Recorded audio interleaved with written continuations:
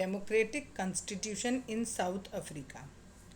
Chapter की शुरुआत में दिया है कि साउथ अफ्रीकन गवर्नमेंट जो वाइट्स की थी, उन्होंने नेल्सन मंडेला और 7 लोगों को देशद्रोह के इल्ज़ाम में जेल में डाल दिया इन 1964 और उन्हें उम्र कैद दी गई। 28 साल के बाद उन्हें छोड़ा गया।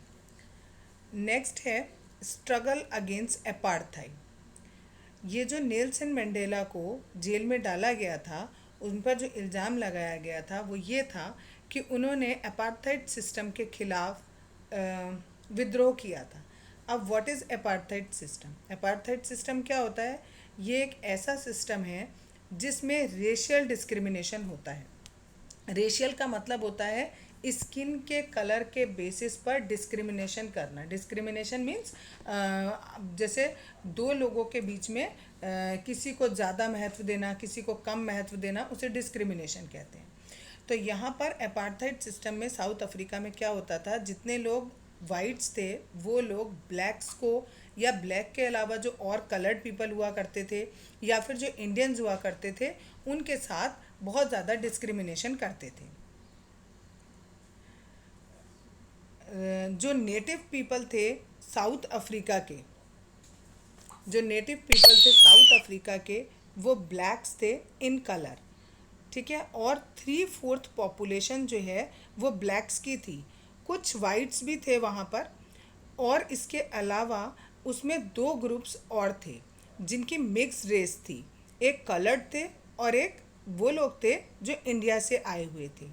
जो वाइट रूलर्स थे वो इन नॉन वाइट्स को इन्फीरियर मानते थे अपने आप से। और ये जो अपार्थाइड सिस्टम है ये बहुत ही ऑप्रेसिव था, पर्टिकुलरली ब्लैक्स के साथ। इंडियंस को उतना दिक्कत नहीं होती थी और जो बाकी कलर थे उनके साथ इतना डिस्क्रिमिनेशन नहीं था जितना कि ब्लैक्स के साथ था। क्या क्या था इसमें वो देखते हैं। पहला है they were forbidden from living in white area. उन्हें वाइट एरिया में जाने से बिल्कुल मनाही थी कि वो नहीं जा सकते हैं।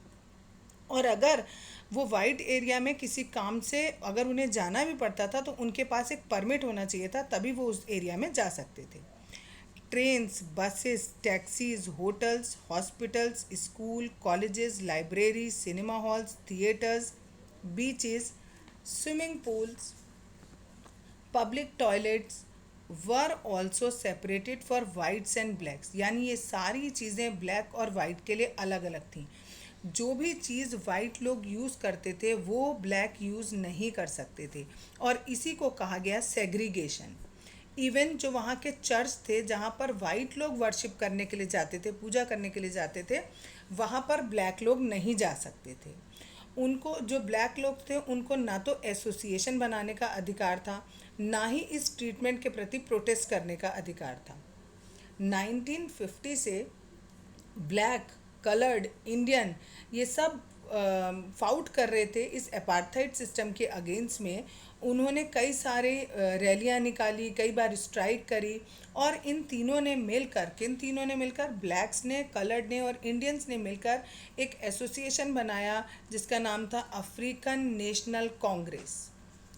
और ये जो कांग्रेस इन्होंने एसोसिएशन बनाया, ये सेग्रीगेशन की जो पॉलिसीज़ थी उनके अगेंस्ट में थे। वो कहते थे सबको बराबर का अधिकार होना चाहिए।